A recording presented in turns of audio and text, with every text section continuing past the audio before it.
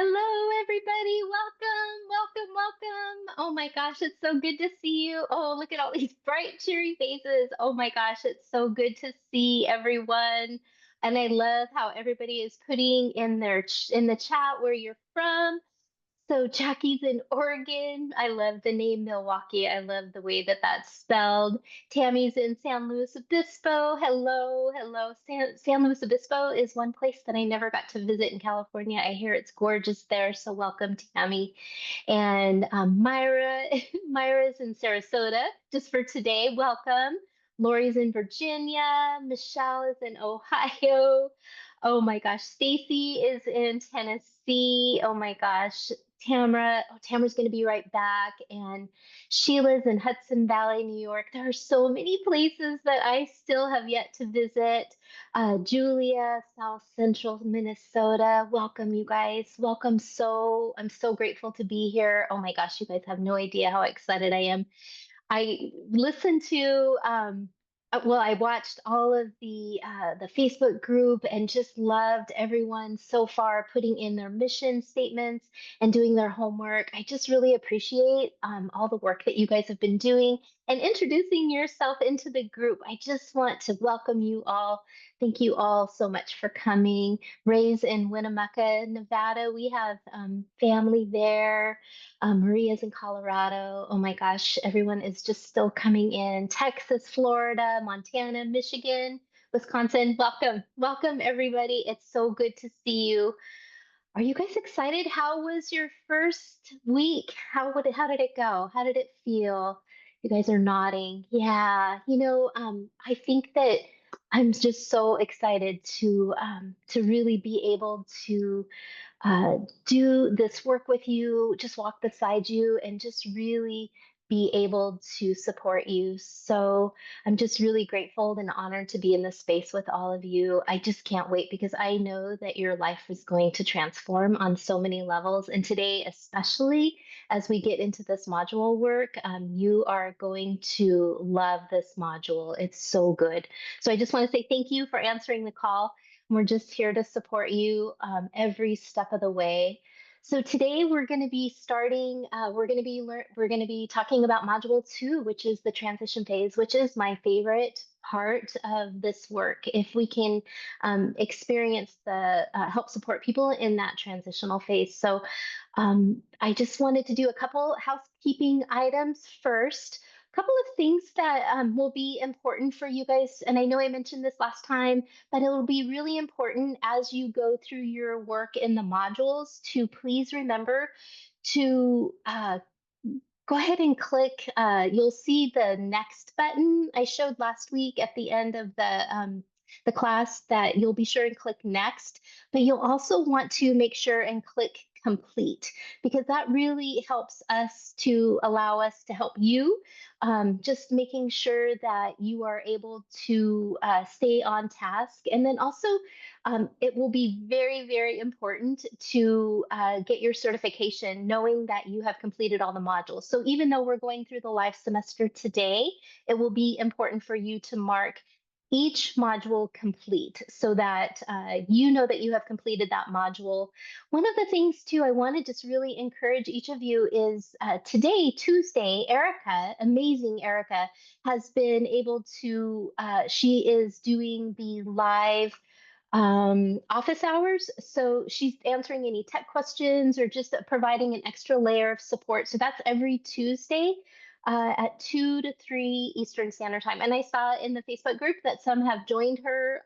So really, if you're having a difficult time navigating a classroom, she's going to be able to walk you through that and just provide an extra layer of support. And then also office hours with myself on Fridays, and that's from 11 to 12 Eastern Standard Time. So please just join us. We're just having organic conversations about the homework or any other questions that we can help support you with. Let me just look at my notes really quick. So we're gonna go ahead and start here in just a moment. We're gonna go through the module. module number 2 already. And so we're in a moment, we're going to go ahead and quiet the chat. But at the end, I'm going to really try to be sure and honor your time and be able to, we'll do a 30-minute Q&A and we'll allow you guys to come on and answer questions. So during the training, we're going to go ahead and quiet the chat, but in afterwards, be sure and put hashtag questions so that we can be sure and answer as many questions as we can. I try to answer as many as I can, but if I don't get to them, I'll collect all of the questions in the chat and then be sure and answer those in the Facebook group. So, what else is there? Talked about that. I just wanted to say I'm so impressed already with the mission statements. I'm so impressed with the homework that you guys are working on, and I think that this is an amazing group. So I just love getting to know each of you. And with that, we're gonna go ahead and get started. So I'm gonna go ahead and quiet the chat. So just stay put. And again, I'm just giving you this little disclosure, not the most tech savvy girl, but if you'll bear with me, I will be sure. And let me just look on the back end to make sure that I've got this ready. You guys are so patient with me. Thank you so much. Okay, so I'm going to be brave and share my screen. So bear with me here. And here we go. And also, if you guys could give me a thumbs up to make sure that you can see the screen. Can you see the screen? Thank you so much, Jackie. I appreciate that so much. And then I am going to sorry. Hi, everyone, and welcome to your certified. Sorry, hang with me here. I am going to go ahead and mute myself. I'm going to get started, but I'm going to, if someone, Tara, I see you in my screen, so just make sure that you can hear it okay. All right. Okay. Thank you.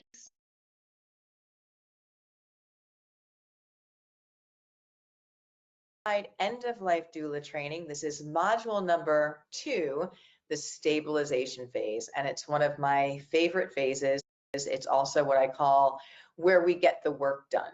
So I want to welcome you and congratulate you on your second module, and you will see how this unfolds, how the flow of end of life is in those 3 phases of care. And we did the shock phase. Now we're going to do the stabilization phase. And again, this is a magic space where there's so much work that can be done that lead to the most positive passings that I've ever seen. So I'm so glad that you are here. I cannot wait to get started. So let's begin. All right. So we are going to journey today once again on the stabilization phase. And it is, again, one of my favorite places. We are going to, let's go ahead and get going here. The first thing that we always will do is we will go ahead and review the assignment from the previous webinar. And so what we did last week is we gave you a worksheet with an assignment on it. So in addition to your case studies, you are going to have worksheets with assignments. And last week it was to please, again, you can get a notebook for your assignment, or you can use your worksheet and your downloadable workbook and just write in that. And that, again, is something that you will do almost every week and every module. So the assignment last week was to please try and put yourself in the position of someone who just got a terminal diagnosis, and please write down how you feel. Share what you would need most from people at this time, and then also share what you do not need from people at this time. And again, this is based on all of the feedback that we get from our beautiful, wonderful people that we work with, is that this conversation and this space is so very feared that most people don't know how to navigate it. And so that's what doula givers and what we do, especially with that outreach for community, is give them the tools to be able to show up, but to also understand what the people may be feeling that are going through this, because we don't know exactly what it's like, right? We can imagine, but we don't know. But when we listen to people at the end of life, that's what we want to honor. That's what we want to show up and guide and walk alongside, offering somebody what is important to them. What can I do for you? How can we make this experience, it's yours? How do I show up for you? What do you want me to do in order to support you to do that, and to do that well? So what I wanted you to do is to please try and put yourself in that position of having a terminal diagnosis. And two of the things that are very interesting is, what do you need most from people at this time? And again, we talk many times about in the shock phase how there's probably, 5 to 7 things that you want to rectify right away, but it's up to the person on what their need is. And their need may be to take their dog out to the park. Their need may be to help get the wife organized in the house with some, support system.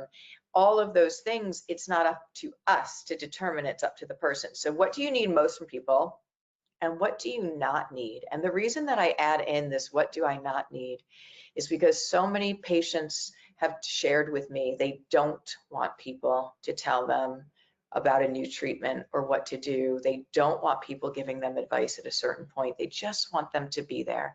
They just want them to be their friend. And that's really important for us to hear. So that was your assignment from last week, and I hope that you found that very helpful.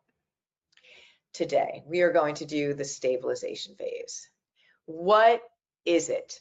The stabilization phase, this is the phase where wonderful work can be done, and it is hopefully a time when the patient's pain is under control and all acute issues identified in the shock phase have been addressed, leading to the highest quality of daily living for both the patient and the family. What can you do? This is a very important space to sit with a patient and get to know them. Ask open-ended questions. Open-ended question is something that, again, allows you to make a statement and allow the person to just fill in the blanks. It's not, it's not a thing where it's a yes or no. It is a question where it's a prompt, so people can take this wherever they want to go. And it's really, really beautiful, and it's really, really invaluable. So how would you get to know somebody? Think in terms of how you would get to know anybody. What do you normally do? You sit with them and talk, right? So end of life patients, most of the time are not able to do a lot of physical activity, but they're able to have conversations. And this is a really important place, because it's the perfect time to sit with that patient and talk. Ask questions about his or her life. And this often leads to issues or situations that need to be looked at more closely and resolved. Forgiveness here is the path to unconditional love, and it is during this phase that we encourage giving and receiving forgiveness of things that have happened during our lives. Patients oftentimes will do a life review on their own and go over beautiful insights about the contribution they had in this world. Validate their feelings. Be a great listener. Encourage family members to have alone time to share with the patient. There are conversations that need to be had that will not take place in a room full of people. These goodbyes and I love yous are vital to peace and acceptance, allowing for a positive passing. So this is your moment. This is the time where, again, acute issues have been addressed, leading to the highest quality every single day for that person. It's a great period of time. Sit with the patient and talk. Be a great listener and look for opportunities to help the patient find peace and closure. Why is this important? This is your opportunity. This is the place where, again, I have seen the work that's done here in the stabilization phase lead to the most positive end of lives that I've ever seen. Why? Because we all have stuff, right? The journey of life, we all have things that we regret. We all have things that we maybe haven't been able to resolve or make sense of or come to a place of acceptance. And we all have forgiveness to give and forgiveness to receive. Unresolved issues will prevent a person from having the most peaceful death possible. And it is vital to use this window of opportunity while the patient is able to communicate and have lucid conversations to wrap up loose ends. Patients can do much of this work simply by talking about past regrets with the doula or a trusted loved one. So again, we are always going to ask the 3 questions in every case and on every visit, no matter what phase of end of life we are in. Are there any safety issues? Number 1. Number 2, are there any acute issues? And number 3, what other support system is available? Now, in the stabilization, in the stabilization phase, we're going to go a little bit deeper in our techniques. And in addition to the 3 questions, we're going to ask some more. So 2 extra questions in the stabilization phase will be, number 1, how can I help this person find meaning to their life? You know, I've been thinking a lot about this, and I'm thinking that at a certain age in our journey, maybe 50, that we should have to do a checklist. We should have to do a downsizing of all our stuff, right? We should have to, again, make sure that our wishes are in writing, not just for what we would want for medical treatment, but also what we would want, you know, with our items and things of that nature. Wills, trusts, all of those things, and it doesn't have to get complicated, and it doesn't have to cost a lot of money, but it's really our responsibility, not only to everyone around us, but to ourselves.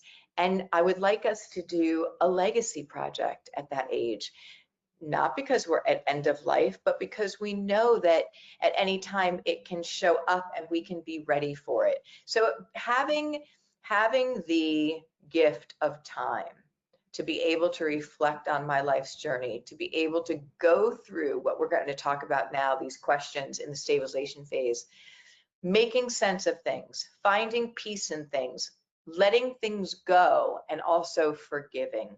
It frees you up to live your life from this day forward any which way you want it. It is the single most transformative thing you could possibly do is forgiveness. So you're going to help your clients, patient. I call them patients in this program because that's the person who's ill, because a lot of times our client is the person who's paying for end-of-life doulas is actually the family. So when I refer to them as patients, that is why, for clarity. So again, I'm going to think, how can I help this person find the meaning to their life? We're going to go over that life review, and really, again, everyone has so much that they have contributed, whether, again, maybe there's somebody who had a very, very challenging life's journey. By the way, life is up and down. That's a guarantee. It is for every single person. It is not smooth sailing the whole way. That's not what this is supposed to be. It's supposed to be a learning experience.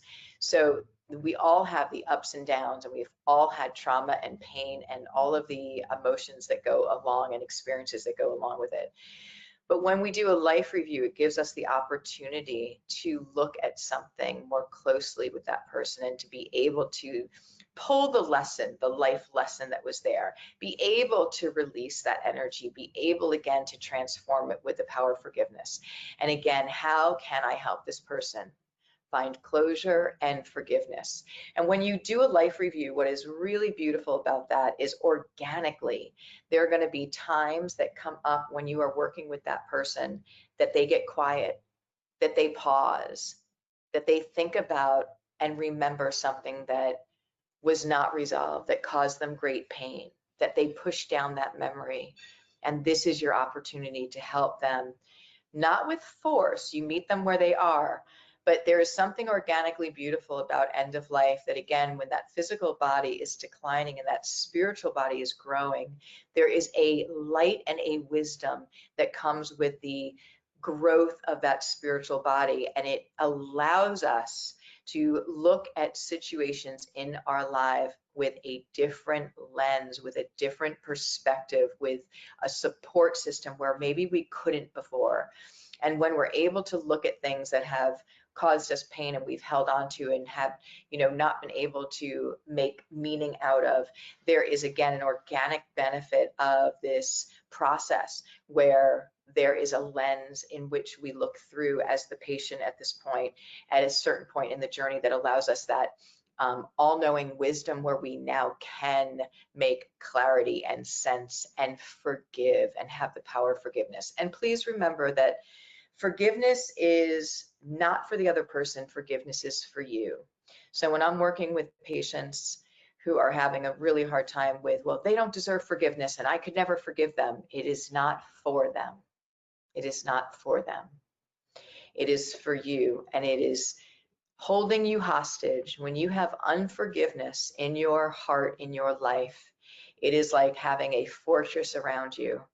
And we can't live fully with a fortress around us, right?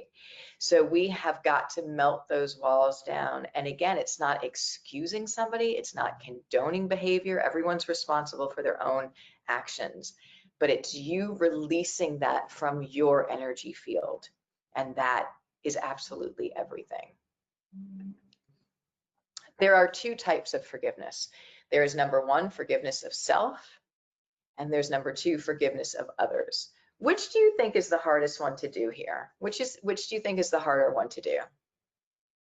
Yeah, forgiveness of self. So we are so much more likely and easily able to forgive other people, and we are so hard on ourselves.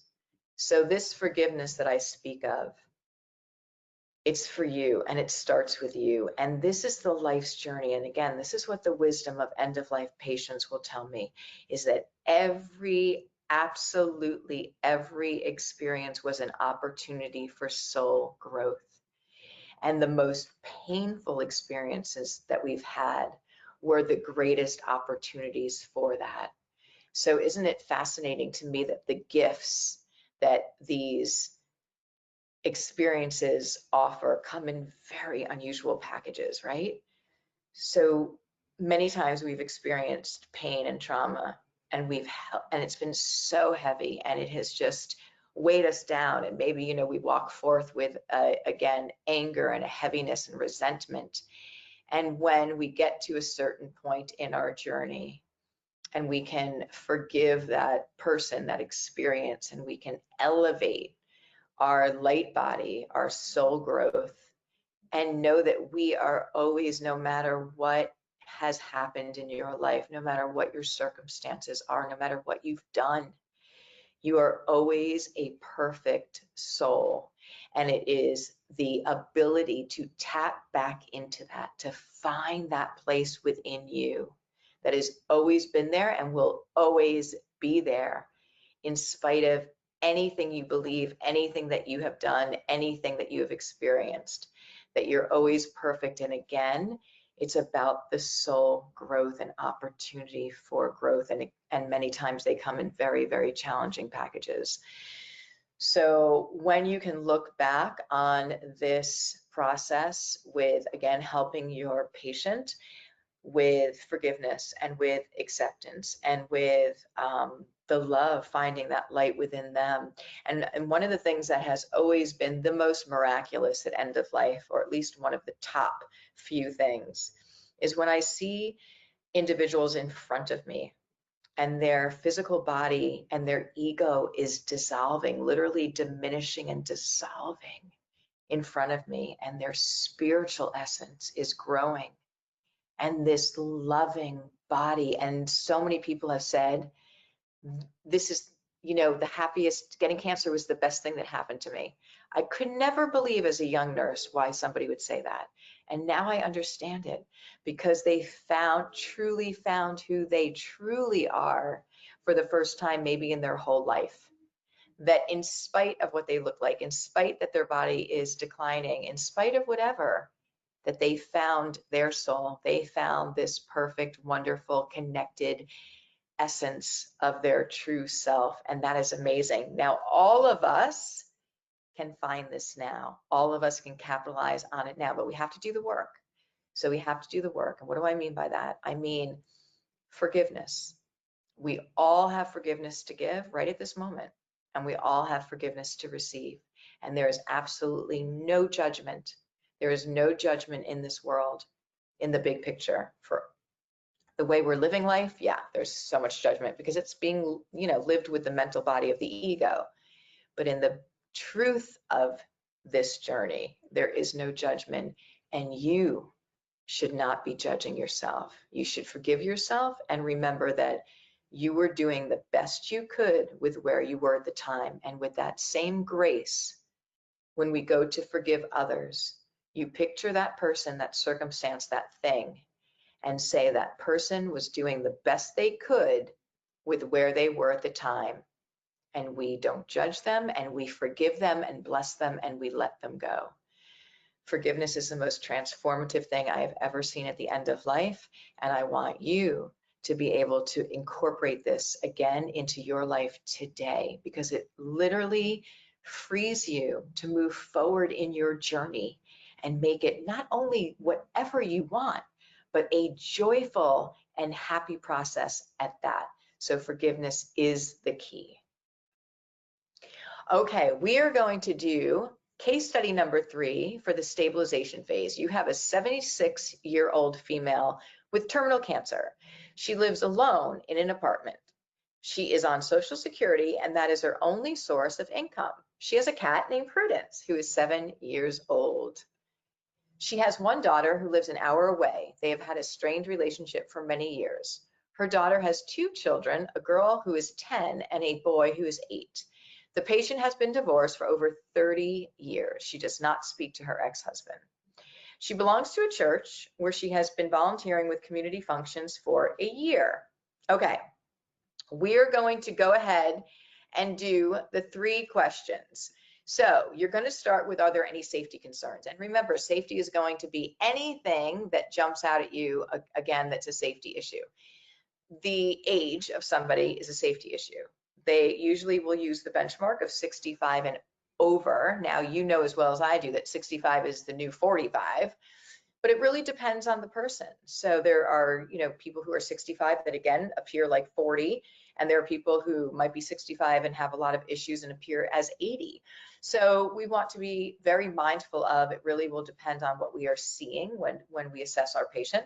But for the most part, you're always going to put age of 65 or older in a safety bucket. So here we have, what are our safety issues? So yes, she's 76, but we also have to assess how she's doing when we have our first visit. And then, is there anything else on this page that's a safety issue? Yes, she lives alone in an apartment. So I'm going to tell you, for the sake of today, this woman, because all of your case studies are real patient scenarios.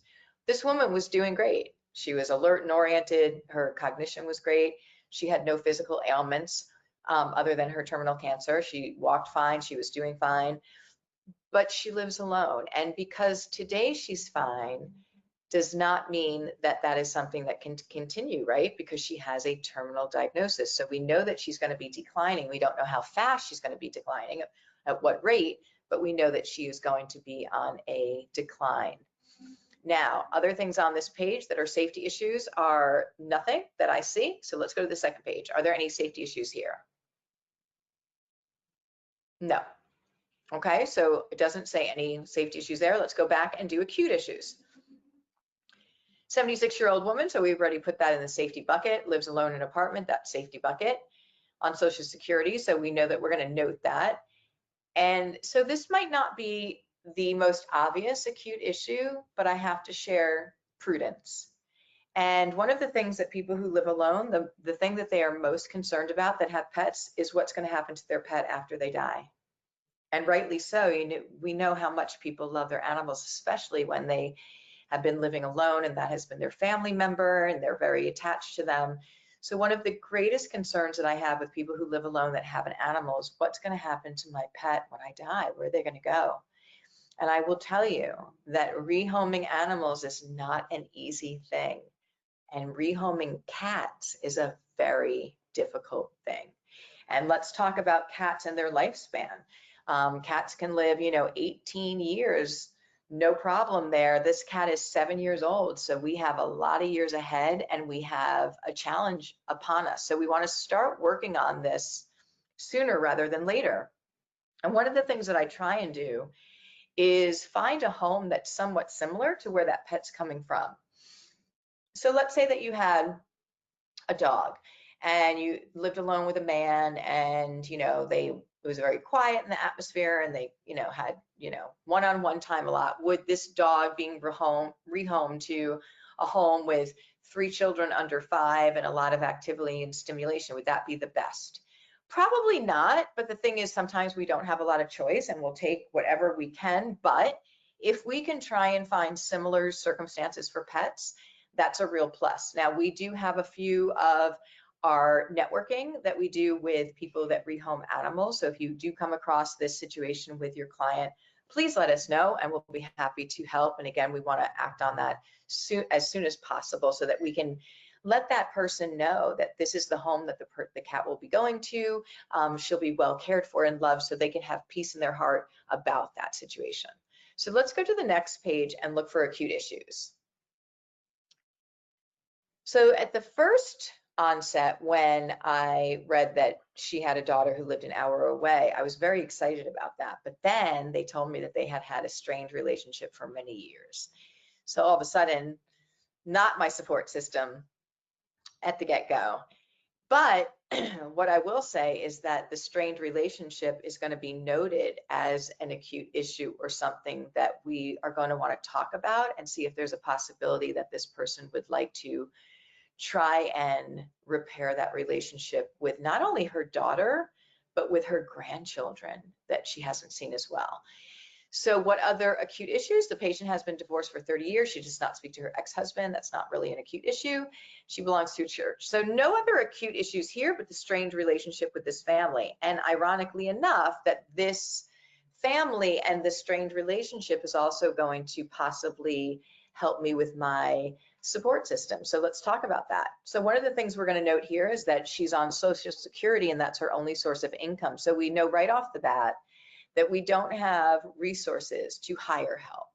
Okay, so we have somebody who lives alone, and we're going to have to do some, quick work here and from many different avenues to get this to be in a safe situation. But we know off the bat that we don't have resources. It's not like a doula can come live with her or that kind of nature. So we just know right off the bat that that's not even going to be part of our support system. So let's see what's on the other page. So once again, when I heard that she had a daughter who lives an hour away, I was excited about the support there, but then they didn't have a good relationship, so that wasn't going to be an obvious fit. So what I was hoping, and what did happen with this case, is that helping that daughter and mother get back on track with their relationship, because again, this is the last moment, this is the healing, this is the opportunity for forgiveness, because forgiveness, no matter what the situation was, forgiveness is the answer to it. And it's not my agenda, but I often will just share with people what this can do and offer up suggestions. So when we did that and we were able to bring this family back together, not only did we have the daughter as a support system, but we had the children. Now, ages 10 and 8 are amazing ages to help out. They can read to their Nana, they can bring her food, they can sit with her, they can, put warm blankets in the dryer and wrap her up in it. There's a lot that can be done there as far as support and care. The support system of the husband divorced for 30 years, that's not going to be a support system. But on the bottom, it says she belongs to a church where she's been volunteering with community functions for years. Yes, that is a support system. People are good. People want to help. So what I have found in my work is that people want to help. They don't know how to help. So the doula helping with, maybe we can get somebody who can stay, one night a week. Maybe we can, again, organize that care where somebody can come in and do one 24-hour shift, and maybe that can allow this person to actually have her end of life at home safely. But now we have the daughter involved as well. So there's actually quite a lot we have to pull from for somebody who doesn't have any financial resources. We actually were able to make this happen where somebody could stay at home and have it go really well. So thinking in terms of the 3 questions in every case and on every visit is all you need to do to be a phenomenal support to somebody. You're going to learn so much more. And again, in the stabilization phase, finding forgiveness of things in our lives, whatever that may be, with no judgment, is something that will lead to the most positive end of lives because of the shift in energy. And you know, as with no judgment, you know as well as I do, this is a very complicated journey, okay? And families are very complicated. And there's a lot of dynamics and a lot of pain that goes on in the journey with our families.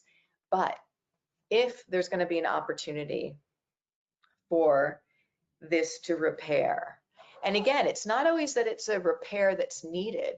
Many times it's forgiveness, and forgiveness can be done without the other person being part of it, without the other person having to be, you know, involved in the communication, because sometimes it's not appropriate. Maybe somebody was very abusive. Maybe somebody is, you know, just, you know, using medications and drugs and things of that nature, and just they're on their own journey with no judgment, but it doesn't make any sense, nor is it always safe to have that other person part of it. But we can still help the person to give forgiveness and release that energy. And that is something that we always want to help our clients do, because that is, again, the place where the transformations in the most beautiful end of lives, if we have time, are available. Now, there's two reasons why somebody will not get a stabilization phase. Number one is because they come on end of life processes, support systems so late. It's tragic right now. So there's not even an opportunity to do this, because a lot of times we're getting clients on hospice and in end of life doula work in the transition phase, actively dying last couple of days. So it's basically just supporting the family and making sure symptom management is there. So we didn't get a chance for a stabilization phase. And number two, the second reason is somebody would get a diagnosis that is very quick, with a quick prognosis. You know, somebody who was in the midst of their life and all of a sudden, you know, had some pain, some tests, and got a terminal diagnosis, and they stay in a shock phase the entire time. That is another reason. Case study number 4. We have a 46-year-old man with a terminal pancreatic cancer diagnosis. He is the owner of a very successful sanitation company. He has been married for 10 years to his wife, Sarah. They have 2 sons. Their ages are 6 and 8. They live in a house with 2 dogs and 1 cat. This patient tells you that he works a typical 60-hour work week, and he has for years. He credits this dedication to the success of his company. This has allowed for him to live in a big house and have nice things. He tells you that he was only diagnosed 3 weeks before, and his doctor told him that he's expected to live 2 to 3 months. I wish that I could say that this is not uncommon, but with pancreatic cancer, this is common. You know, pancreatic cancer is one of those with no early detection. It strikes people young, 30s, 40s, 50s, 60s, and it is given a quick prognosis. So there are many times that people will stay, obviously and understandably so, in a shock phase their entire journey. So let's go back and do the 3 questions. Are there any safety concerns on this page? And what is a safety concern? Something that obviously is somebody could fall, anything that is safety related, even emotional safety, that somebody who's not stable, anything that we cannot, and again, safety is the only thing that we don't negotiate on. Because why? Because there's 2 things that are always going to happen in the end of life journey. We just don't know when. That somebody's not going to have the ability to stand and or walk, and somebody's not going to have the ability to swallow. Both of those are huge safety issues, and both of those can be prevented with good care and symptom management. So no, this is a young man. There's no safety that I see on this page. Let's go to the second page. Okay, so there's no safety that I see in this scenario. Let's go back and do acute issues. 46-year-old man, terminal pancreatic cancer, married to his wife, Sarah, for 10 years. They have 2 sons, ages 6 and 8. So I'm going to tell you right off the bat that when you have a very quick prognosis and a something of this nature, the psychosocial component of this is going to be at the forefront, and it's probably going to be this way throughout your whole journey. Because when somebody gets from left field. They haven't been ill, they haven't been, they're not advanced in their age. It's going to have this psychosocial shock phase for not just that patient, but for the loved ones as well.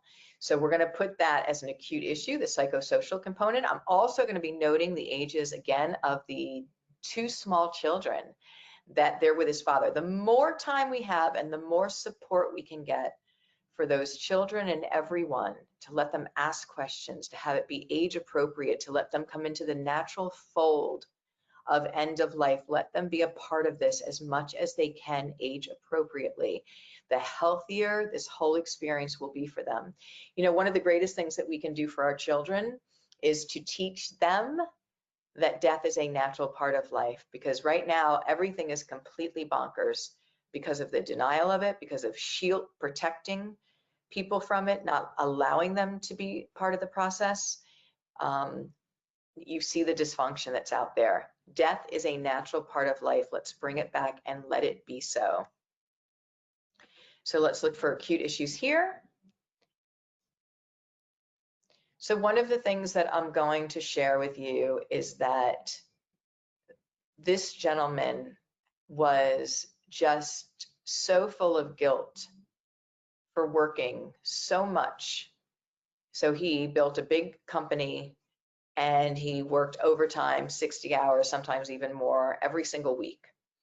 And his biggest regret was that he'll never get his time back with his boys now, that he wasn't able, he chose, he was working and he did not spend time with those boys, and now he wasn't going to be able to.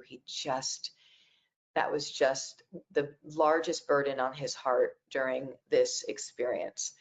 So we'll get to that in a minute. I'm going to share with you how we worked through that and what we did. But again, let's look for any acute issues, and that is, so the quickness of it, the psychosocial for not just him, but for all of the family. 2 young boys, we're going to want the hospice social workers to be coming in to help as much as we can. And also, again, this regret and heaviness of guilt that this man was carrying at this time, that he can't go back and spend the time that he's missed with those young boys. And so let's talk about support system now. So this man has a beautiful wife named Sarah. They've been married for 10 years, 2 young sons. So what we want to do is always, rule of thumb in doula givers, is to take the tasking off of the main caregiver. Allow the wife to be the wife, the husband to be the husband. You have a lot going on here because you have 2 young boys, you've got a full household. So you're going to really want to try and coordinate where Sarah can be the wife, that she doesn't have to be running around, driving the kids around to practice and doing all of that. Taking the tasking off of her, allowing her to be as present in this process as possible. So that is what we want to do there for support. We know that we have resources, so we can bring in help, he can hire in help. There's family members, there's friends. We want to pull a little bit from everything. Let's see about acute issues here, support system here. Okay, so we know we have resources, we know we have Sarah, so that is what's really beautiful, and putting that into an organized fashion. Again, people are good and they want to help. So maybe you have a system where somebody's bringing in dinner every night, somebody offers to bring in dinner to the family every night, people come and take the boys for the afternoon to the park, a little bit of everything to really allow as much support to let Sarah be that wife and be in this moment, because we don't have a lot of time. And I always think at end of life, time is not on our side, that we usually don't have a lot of time. So let's talk about the stabilization phase and the regret. And again, it's not about our agenda. It's not about what do I want to accomplish or what am I trying to get done, but it is, how can I support this person in their journey to find peace and closure? How can I support them? So what I did when this gentleman was really, again, bearing his heart and his regret and his guilt about having worked so much and not been there for those boys and now is not going to be able, I asked him, why did he work so much? Well, he grew up poor. He wanted to provide his family and his children with everything that he didn't have right there. That was it. from love, he worked so hard to give his children what he didn't have. You know, the household, the good schooling, the vacations, the sports after school, that things that he didn't have and that he needed to work hard to be able to give them. That was wonderful, and they will have that, and they have that now. And so he needed to really come to a place where he was able to forgive himself, knowing that the reason that he worked so hard was because of love and wanting to give his family the things that he never had. And now they'll be set up forever. So it was not easy, and it's not, again, our agenda, but if you can help bring clarity to a situation and look at it from a different perspective, which we had to do because he was sitting there and all he was doing was just focusing on that he chose not to spend time with his boys and now he couldn't again. When we went back to the root of it and why he chose to work so hard, that brought peace. That made him at least get balanced in that moment of that was out of love and that he did accomplish that and set his family up. So was it ideal and perfect? No. We don't have a lot of time with these kind of scenarios, but was it something that created a lot of at least acceptance in this time period and softened it? For sure it did. For sure it did. So as you can see, it can be a very complicated journey, especially when you get quick diagnoses with young people that have quick prognoses. Always remember your 3 questions. Always remember, again, you know, the rule of thumb of letting the wife be the wife, the husband be the husband, and always coming back to that place of looking at things through a different lens of perspective. And again, this was about forgiveness of himself. He needed to forgive himself for not choosing to be with those boys. And why he did it, it allowed us to go back to that root. And he said, okay, yeah, I did it because I wanted to provide them with things, and I accomplished that.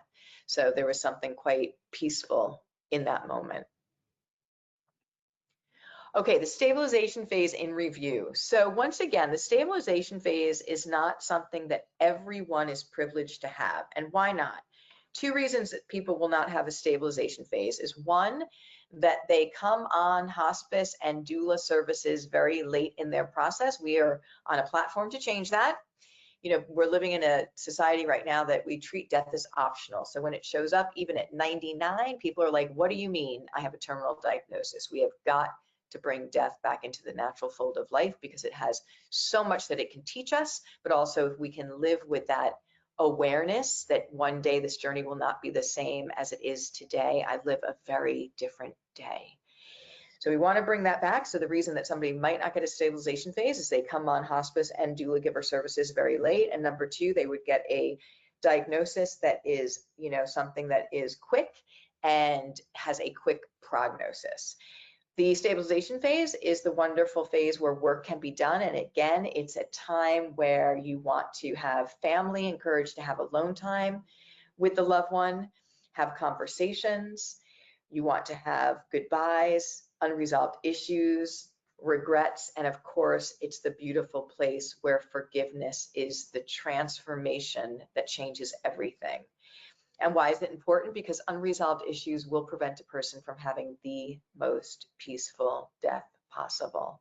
And it's vital to use this window of opportunity while the patient is able to communicate and have lucid conversations to wrap up these loose ends. Patients can do much of this work simply by talking about past regrets with a doula or a trusted loved one bearing witness. So incredibly beautiful. The power of your presence is the most healing energy that we have to offer one another. Be truly present. All right, your assignment for level 1, week number 2, is going to be to either get your notebook, if you have a notebook that you have now designated to your assignments for your certified end-of-life doula class, you can do it in your notebook, or you can download your workbook to this module. And please complete the following assignment. Assignment number 2, please make a list of all the things and people that you need to give forgiveness to. And the second part of that is please make a list of all the things that you would like to receive forgiveness for. Please let me make sure you hear this. There is no judgment. And this life's journey is all about experiences that are going to bring us all of those places of shame and guilt and regret and joy and love. Yes, I don't want to make it that it's all those other things, but right now we are talking about the other things. And it is to find our way back to our joy and our light and our soul in spite of all of those things, and remembering that the transformative process is through forgiveness. So there's absolutely no judgment. So I want you to, and you can do whatever you want with little things, just you can pick a couple of little things if this is appropriate. Follow your heart and follow where you are. Meet yourself where you are and work from that point forward. But please know that everyone has things that they need to forgive others for, and everyone has things that they need to be forgiven for. Maybe small, maybe medium, maybe large. It depends, and it's also subjective. But know that it is a natural part of this life's journey, and one that is part of this whole entire process. And forgiveness is the key to set you free. Question and answer. So again, you can submit all questions by posting #question in your Facebook group, or you can email support@doulagivers.com. And please remember that you have an extensive Q&A for each module in your library. So please go ahead and look there. I'd like you to also make sure that you are doing that on a regular basis, because there's just such great complementary information in every Q&A section, but you might find the answer to your question right then and there.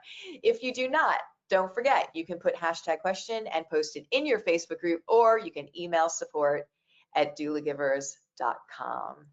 Thank you everyone so very much for being with me in module number 2, and I will see you in the next class.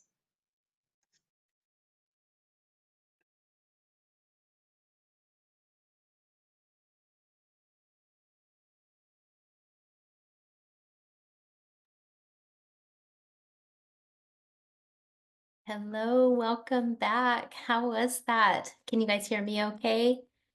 Yeah, okay. Oh my gosh, that was so good. That was so good. Um, I think I just want to congratulate you for completing module 2.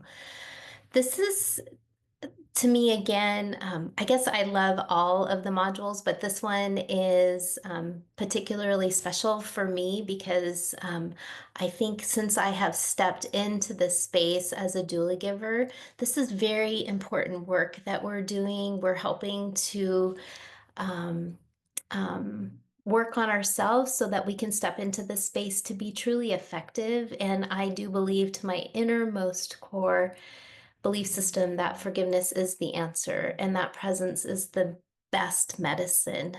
So,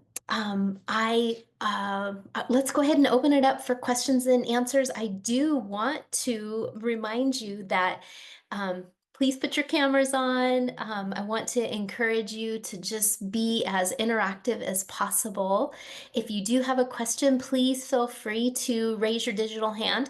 So that is located at the bottom of your screen. It says raise hand. It's right next to the reaction button.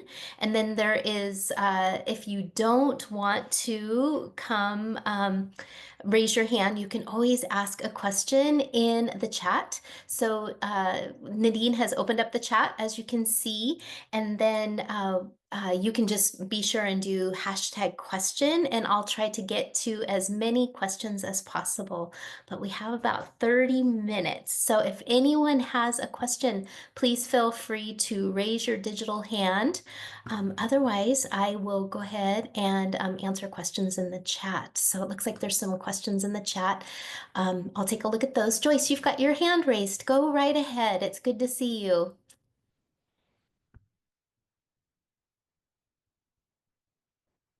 Let's see, you're Hi, unmuted. Hi, good to see you. good to see everyone here. Thanks. It's really great. I had a question from last class because we had so much going on from week 1. talked about how much I wanted to find out how much do we as end of life givers take care of like the household item, doing dishes and cleaning up things. I mean, how much of that do we take on ourselves, or is that just a personal choice to do more of those kinds of things? In how to get people organized, when you have resources, when you don't have resources, that kind of thing. And I don't know if that's going to be covered later, but I thought I would question. Ah, that's a great question. I think a lot of doula givers have created their practice in whatever ways that feel comfortable for them. Not only there are caregivers, there are people that have other type of modalities. Massage. You can really create your business. I think for if you have experience with helping people in that area, if that's one of your specialties, you can certainly offer that. I think one of the non-negotiables is that doula givers do not provide physical care.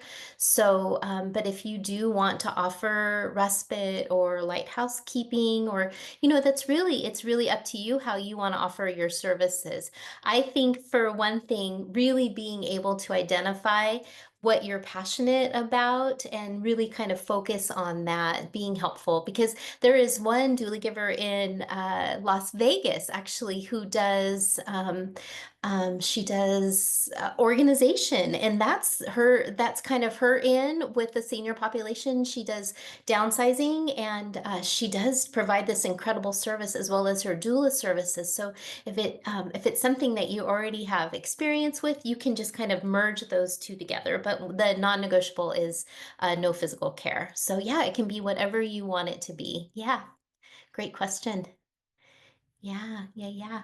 Okay, so I don't see any more hands. I'm gonna go try to go into the chat. So please feel free to raise your digital hand. Let's see. So Clarice, is submitting answers required? No, no, no, no. So I'm not sure, Clarice, if you're asking about your homework assignment. So remember that the homework assignments do not have to be submitted at all. That is really for your own personal reflection and for your own personal development. But we do want to encourage you all to participate if you're active in the Facebook group, to maybe share with the group on how your homework is going, but it is not required to submit your homework at all. This one for sure seems deeply personal. It's about forgiveness, and really that might be something that you may not want to share at a group level. So really it's for a reflective exercise, and really taking time to really spend some time working on your homework. I think you will find this to be a very valuable exercise. So Clarice, thank you so much for that question. Michelle, I'm going to go ahead and ask you to unmute. Good to see you.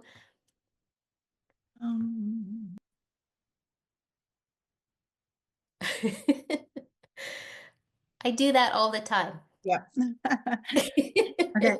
So you said something about someone offering massage, and then you said we're not allowed to do any physical or medical things. So it seems like massage would fit into that, not being allowed. I'm asking. That's a great question. I actually have a Reiki practice, and I have incorporated that into my doula practice. And so I have insurance for my doula practice, and then I have insurance for my Reiki practice. But if that is something that you are going to offer, then you can incorporate that into your practice. I do know doulas that offer massage and Reiki and pet therapy and music therapy and all sorts of beautiful modalities. I think that those are just beautiful complementary therapies that can only support your client. So again, it can just look like whatever feels right for you in your practice. So just making sure, and we'll go over all of the insurances stuff at the end, so don't worry about that at this point. But if it is something that you are currently practicing with massage therapy, that could be just a beautiful additional support to your clients. So does that answer your question, Michelle? Perfect. Perfect. Yep. Perfect. Miss Jackie, it's good to see you. Welcome.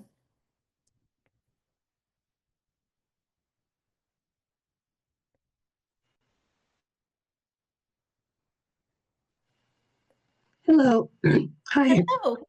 Hi. I got half a voice.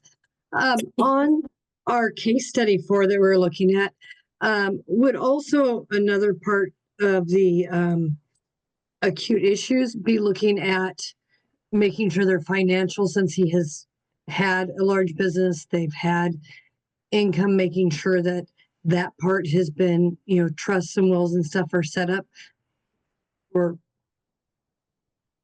bringing that out to see if that's something that they have taken care of, to make sure that that is set up correctly for them. Not that we're doing that, but that they have somebody looking at that, especially since you have young children involved in that. Yeah, absolutely. I would encourage those conversations, especially on your first consultation appointment. Let me see where you went. So your first consultation appointment, that could be, and we'll go over this as well. So when you are meeting with the family in the beginning, that those will be some important questions to ask when you are meeting with them about where they are, if they have all of those important documents. If they aren't in place, part of the portion of your training, in addition to being an end of life doula, is a care consultant. So you can be able to help with some paperwork, but of course, with the trust and getting all those financial papers in order, especially if there's a lot of things, maybe encouraging them to get some kind of support with an estate planner or something like that. We can really just do some work with them, but sometimes if there is a lot of um, paperwork involved as far as financial paperwork, it'll be important to have those resources. We'll also have another discussion about creating a resource list so that you can easily hand them information about some support systems in the community and helping to support them in finding someone who can help with those legal paperwork, those paperwork. It's so important. All of that is so important. I'm not sure if I would, it's a great question about being an acute issue, especially if their disease process is advancing quickly. So wanting to make sure that all of those things are in order. I think about a case that I took care of as a hospice nurse. This gentleman had not done any of that at all, and his wife, he took care of all of the paperwork at home. He did all the bills. He did everything, and he had no funeral arrangements. And this was probably 3 days before he passed away, but he physically got in the car, drove to the bank, and it was I think that progressed his advancing disease process. I think it just sped things up for him, but his wife really was not prepared for that. And so we don't want to get to that point. So the sooner the better in helping them to recognize, okay, do you have all your paperwork and all your legal things in order to help prepare them? I think that's such a great question. And depending on where they are in the process, sooner than later. Such a great question. Thank you for that. Yeah, great question. All right. Is it Mara? Yes. Hi, Mara. Christine. Yes, Hi. it's Mara. And I was not able to make it to the first module. I was on another retreat, and I saw something that said it was only available for 48 hours. How do I get to review module one? Oh, that's a great question. So it is available if you go into your classroom. You will be able to see module one. You'll be able to see the Oh, replays. And I believe it's also available in your Facebook group if you are on Facebook. So the replay should be available in the Facebook group. If you cannot find either of those, then you can contact support at Doula Givers, and then they'll be able to kind of walk you through that. But yeah, the recording Okay. should be available on your in your Classroom. classroom under Module 1. You'll see Okay. the recording, but then it'll also be posted in your Facebook group. Yeah, it Okay, is. another, oh, Oh, go go ahead. ahead. That No, go ahead. real quick question is, I thought I had joined the Facebook group. I have Facebook, and I have not been able to get on or into our Facebook group. And this may be something I need to email the support about. Yes, in fact, let me just peek to make sure what the group is called. So it's called Doula Givers Spring 2025. So you can just do a search to see, and you should have received also an email that has asked you to join. And if that didn't work for you, then for sure go to support@doulagivers.com, Okay. and then they'll be able to send you another link. But yes, please Okay. join us. There's a lot going on there. So excited that you're here. All right. Thank you, Christine. Thank You're you. welcome. You're welcome. Welcome, welcome. And Tara, thank you. Come on. Hi.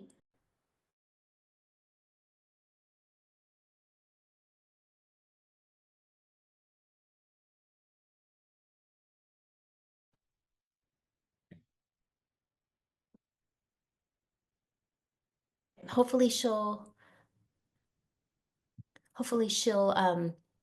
join us again, darn it. So if yeah, shoot, maybe she dropped off. So I'm gonna go back to the questions here. Okay, so oh gosh, Kim Marie says, how do you offer stabilization help when the person is severely angry? Oh my gosh. Um, oh my gosh. You know,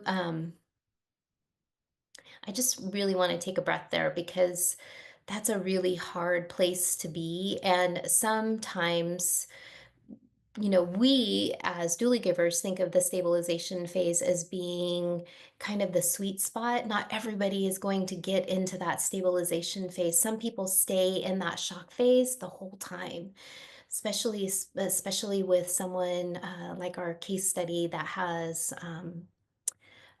pancreatic cancer, because it's just so sudden and they usually pass very quickly. So they may very well be in that shock phase. So when someone is experiencing anger, we just really have to meet people where they're at. I think one of the things, oh, Tara, sorry, you weren't able to unmute yourself. Okay, so I'll get right back to you, Tara. I think with the just meeting people where they're at and really keeping my own expectations on where I wish them to be. And so I remember a gentleman who I took care of, who had a very rare form of cancer, and he was angry the whole time. And um, he we did the very best we could. We called in social services or the social worker, chaplaincy. He did not want to see the chaplain. He also felt really abandoned by his oncologist because, he'd been working with his oncologist for so long, and then he didn't seem to have a real soft handoff with hospice. He just was admitted to hospice and he felt somewhat abandoned, which I think is fairly common for people if they've had a long diagnosis and they are handed off to the hospice. And then you have to develop relationships, and we have to really be mindful about building trust right away. And so again, learn from me, learn from me. I think my expectation is, we all want everyone to have a beautiful end of life experience, and I want to just package it up and say, here it is. All the forgiveness work has been done, all the beautiful work, all the things that you've done in this life have been amazing, but not everybody is going to get there. And so I think sometimes when we're supporting people who are still angry, we just have to go in without judgment and just acknowledging. I do a lot of reflective questions you seem very angry about this, and helping to support them and just having that open communication without judgment. It's okay to be angry. I think I mentioned to you guys last week, I have a friend who's um, a cancer diagnosis and then just was recently diagnosed with ALS.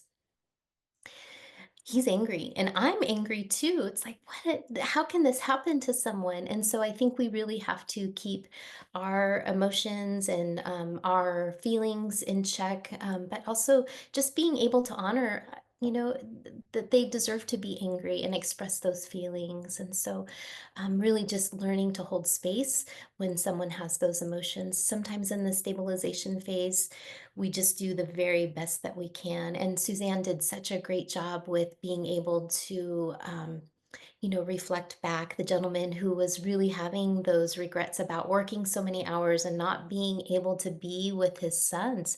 There's a lot of work that we can help support people in forgiveness. Um, and so there's a lot of beautiful work that we can do in supporting with our clients. So hopefully that helps answer your question. Anyone else with their hand up? I just want to make sure if you do have a question, please feel free to raise your digital hand and it'll just pop up on my screen. So I'm going to go ahead and keep answering questions. Maria says, do we turn in our assignments and our case study worksheets? Nope, you don't have to at all. I do encourage people, and I just love what's happening in our Facebook group. People are posting their comments, their reflective questions and answers, and their mission statements. You guys are doing amazing, but it is not necessary. Sometimes this is very deeply personal work, and so you certainly don't have to post it at all. So but it is just for your personal experience, but please feel free to share and support one another. There's a lot going on in our group already. There are people that are caring for their loved ones and we just need to hold each other up and support each other. So we're all here to help each other. So Tara, welcome. I found you. Hi. Yay. All Yay. right. I'm just trying to put my hand back down. So I was curious. I was very excited to hear that you bring Reiki into, like, you brought Reiki into your practice. I'm curious because I do Reiki as well. It's kind of something I've thought that I would like to kind of have available. How have you found, like, the reception to that, so far? Has it been, like, a lot of interest? And I'm just sort of curious how that's been in actually doing that in the real life. Yeah, actually, I was an independent contractor for a hospice company as a Mhm. Reiki practitioner, and it was just beautiful. So, a couple years of that under my belt, and every doula client that I've had is very open to Reiki. I think you're going to Oh, find great. clients as you guys step into your practice, you're going to find Mhm. people that are just open to all that you have to offer. And so, it's a conversation where all sorts of complementary therapies can be available, but they have to be open to it. And so that is just Yeah, something that yeah, we have available as part of yeah. one of my services. So I'm excited for you. That's cool. Yeah, I've been doing I volunteer at hospice, a local hospice already. I wanted to start that kind of in tandem with the coursework because I kind of wanted to get a feel right off the bat of, like, it's one thing to learn about something, but it's another to get a feel or, like, can I interact with people in this space and how does that feel? And so I just kind of went ahead and jumped in with the volunteering and it's been amazing. And I've been kind of incorporating it a bit, like some of my nonverbal patients. I have it running as just with the intention that it's, if their highest self sanctions the reception of it, it's there. But it's different when it's going to be like, a person who is, verbal and wants one. And I haven't tried yet. I haven't had an experience with, like, how is it like when someone's in a hospital bed or, in different ways where they're not like on a massage table and you're like giving them the full Reiki. So cool. Yeah. Awesome. Yeah, it's a beautiful I think that, Suzanne talks a lot about the end of life experience, and we're just so much more, as our physical body begins to diminish, our spiritual body really begins to expand. And so we're more, we're more than just our physical body. And so if we can support them in other ways, and there's so many tangents we can go off of being able to support people at the end of life, that as long as the client is open to all of these other things that are available. Massage is beautiful, acupuncture is beautiful. There's all sorts of beautiful modalities in addition to your therapy. So great work, Tara. Yeah, excited for you. You're welcome. Antonia, good to see you. Welcome. Hey, Christine. Hi. So this whole conversation about forgiveness is challenging for me. It's not that I don't want to do it. It's more like if it sounds good in theory, but I'm having a harder time in practice. Like I took care of my parents for 10 years as a caregiver, both of them, and I have a huge family who never came and did anything. And so that's just like one of the things that is just really hard for me to let go of. And I want to. So my question is this like the homework? I will definitely make the list. Is there more to it? Like I have a feeling the answer is yes, but I just wanted to say like we're not going to do this all this week because it just feels like way too much. Okay. That is so good. Oh my gosh, thank you for that. Yeah, no, this is not a one and done thing. And I'm telling you all that I've been with Doula Givers for 5 years, and I'm not excusing anyone's behavior. Sometimes there are some things that are unforgivable, it seems like. And so really when we work on ourselves, we can really step into that space of being able to not necessarily set them free, but really set ourselves free. And I think that I'm just gonna call it like it is. I've seen hundreds of end of life experiences, and the people that have done the work early on have a much more peaceful end of life experience. And so really this is a process for us to really do our internal work, to be able to so that we don't have to wait until the end of our life. And I'm telling you, when I was caring for my mom, my sister was so um, she was there, but she wasn't really there. And I would pick up the phone and yell at her, and there's just some things that I wished would have gone differently. But because of the work that I've done with doula givers and this forgiveness piece, it has really allowed me to kind of find peace around it. And so really, I just want to encourage you again, this is not a one and done thing. This is going to be an ongoing conversation throughout the entire training. And if it's too much, just write it on a piece of paper, put it away, and then maybe you'll be able to peek at it again later. In your resources in the Doula Givers website, there's free resources, and there's a free forgiveness workshop that's available. You don't have to do that right now. That is just something that's available to all folks, even people that are not doula givers. We feel this is such a critical part for our work as we step into this space, but it also is so critical for the entire planet that forgiveness is the key. I've seen suffering on a level that no medication will provide comfort, because it is a spiritual suffering, because there are regrets. There is so much work that we could be doing right now in our own personal lives that will really help us to prepare for our own personal end of life experience. So Antonia, I just, my heart goes out to you. It's okay.